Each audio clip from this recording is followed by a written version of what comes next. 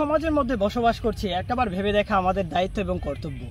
আমাদের সমাজের মধ্যে অবিবাহিত অবস্থায় যদি কোনো একজন যুবক যদি জিনা বিচার করে ফেলে, তাকে আমরা বাঘা চোখে দেখি, আমরা তাকে পছন্দ করি না। বাট আমাদের সমাজের মধ্যে যে একটা মানুষ সুদের সাথে লেনদেন করছে, আপন মার সাথে জিনা করছে, তাদেরকে আমরা বাঁকা চোখে কখনো দেখি না, বরং সুদখোর ব্যক্তিকে আমরা আমাদের মসজিদের সামনে কাতারের মধ্যে দিয়ে দিলাম।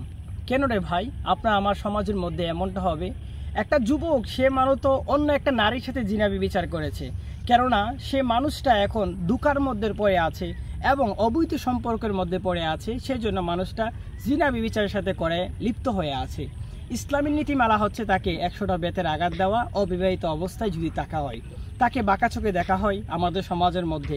কিন্তু একটা মানুষ যে সুদের সাথে লেনদেন করে আছে, সেই মানুষটা তার আপন মার সাথে জিনা করেছেন, সেই জিনিসটা আমরা একটাবারও বাঁকা চোখে দেখি না, বরং এই মানুষটাকে আমি আর আপনি সামনে কাতারে দিয়ে আসলাম।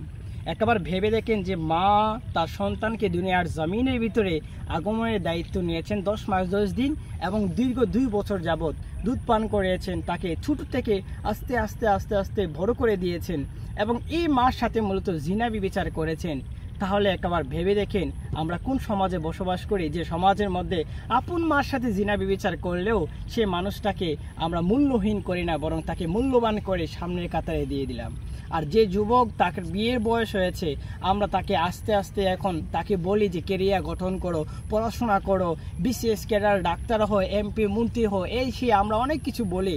বাট এইগুলো অর্জন করতে করতে সে মানুষটা যে তার যে বিবাহ বন্ধনে আবদ্ধ হওয়ার যে চাহিদাটা ছিল, সেই চাহিদা থেকে সে মানুষটা গাফেল হয়ে যায় আর অবৈধ সম্পর্কের সাথে লিপ্ত হয়ে যায়। যার কাছে ছিল 100টা বেতের আঘাত, লিপ্ত ছিল তার শাস্তি, সে মানুষটাকে আমরা সমাজ থেকে আলাদা করে ফেলি, ডাইভার্ট করে ফেললাম। বাট যে মানুষটার কথা ছিল রজব মেলা, যে মানুষটা মার সাথে জিনা বিচার করেছিল, সেই মানুষটাকে আমরা বাঁকা চোখে দেখছি না।